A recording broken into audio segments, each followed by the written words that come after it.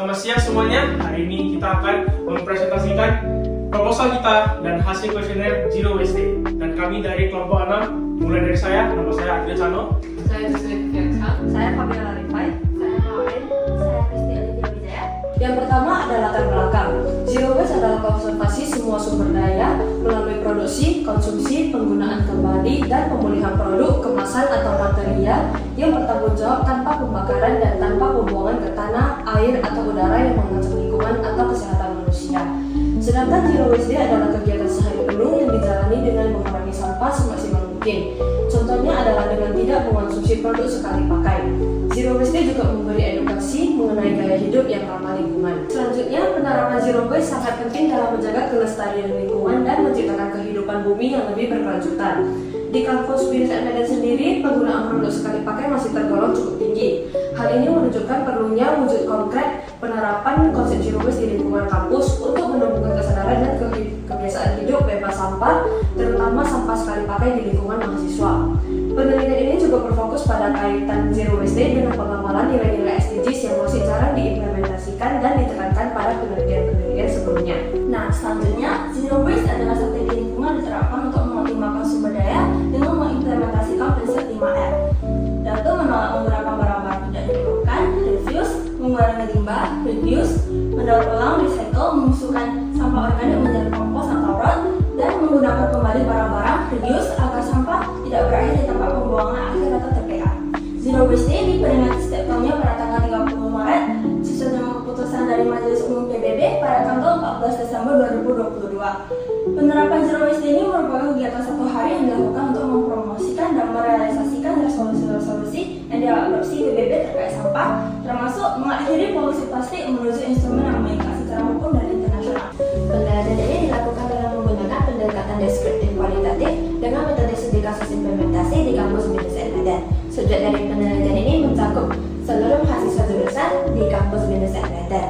Data dikumpulkan melalui observasi, kuesioner, dan dokumentasi, kemudian dianalisis menggunakan analisis tematik dengan tahapan reduksi data, penyajian data, dan penarikan kesimpulan.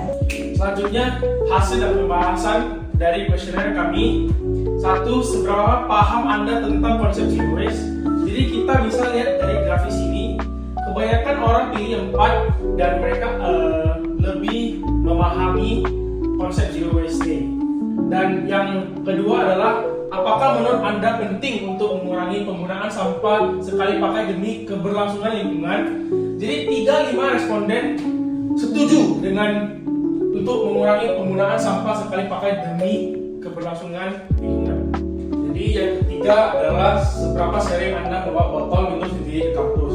Jadi kita bisa lihat dari sini yang setiap hari 29 dari 35 responden membawa botol minum mereka sendiri ke kampus setiap hari. Dan yang keempat adalah seberapa sering Anda menggunakan tempat makan sendiri. Jadi kita bisa lihat seminggu 2 atau 4 kali. 12 dari 35 responden membawa tempat makan mereka sendiri ke kampus setiap hari. Dan yang terakhir adalah setiap hari. Jadi 11 dari 35 responden membawa tempat makan mereka sendiri ke kampus setiap hari. Selanjutnya, question nomor 5, berapa banyak sampah sekali pakai yang biasanya mereka hasilkan di kampus dalam sehari? Mayoritas responden memilih 1-2 item dan selanjutnya 3-5 item. Nah, untuk question yang ke-6, apa jenis sampah yang paling sering mereka hasilkan di kampus? Para responden memilih plastik sejumlah 66,7%, dan yang kedua kertas yang mendapatkan 25%. Nah, untuk yang question ke-7, jenis sampah yang menurut mereka paling sulit dikurangi di kampus, para responden setuju dua-duanya bahwa sampah bekas makanan dan plastik sekali pakai mendapatkan hasil yang sama, yaitu 44,4%, dan selanjutnya hasil yang paling banyak mereka pilih itu adalah kertas, dan yang lainnya itu plastik asoy dan yang lain-lain. Pertanyaan 8, saat membuang sampah, apakah Anda biasanya memisahkan jenis sampah? Mayoritas responden, yaitu sekitar 17 responden, menjawab mereka hanya terkadang memisahkan jenis sampah, lalu disusul dengan 7 responden yang menjawab bahwasanya mereka sering memisahkan jenis sampah saat membuang sampah. dua responden yang menjawab bahwasannya mereka selalu memisahkan jenis sampah. Pertanyaan 9, menurut Anda apakah fasilitas pemilihan sampah di kampus sudah memadai? Mayoritas responden yaitu sekitar 14 responden menjawab bahwa fasilitas pemilihan sampah masih kurang. Lalu disusul urutan kedua ada 7 responden yang menjawab fasilitas pemilihan sampah di BINUS Medan masih sangat kurang. Dan yang menjawab fasilitas pemilihan sampah sangat baik hanya 2 responden. Ini menunjukkan bahwasanya fasilitas penunjang zero waste di kampus BINUS Medan masih belum maksimal. Lalu yang ke-10, apakah fasilitas tambahan di kampus yang menurut Anda diperlukan untuk mendukung zero waste day? Mayoritas responden yaitu 47,2% dari responden menjawab refill station air minum untuk mengurangi botol plastik sekali pakai. Lalu di urutan kedua ada 38,9% responden yang menjawab tempat sampah yang dipilah sesuai jenis sampah dan 2,8% yang menjawab dua-duanya diperlukan. Baik, untuk nomor 11, seberapa bersedia Anda ikut berpartisipasi dalam Zero Waste Day? Sebanyak 66,7% responden sangat bersedia, 2,8% tidak bersedia, dan 30,6% kurang bersedia. Untuk pertanyaan ke-12, menurut Anda hambatan terbesar dalam menerapkan Zero Waste di kampus itu apa? Dan jawaban responden di sini condong ke fasilitasnya kurang, di mana sebanyak 16 responden menjawab itu. Dan untuk pertanyaan ke-13, seberapa pengaruh teman di kampus terhadap kebiasaan Anda mengurangi sampah? Di grafik ini dalam skala 1 sampai 5, kebanyakan orang sebanyak 42,5% menjawab di skala ketiga.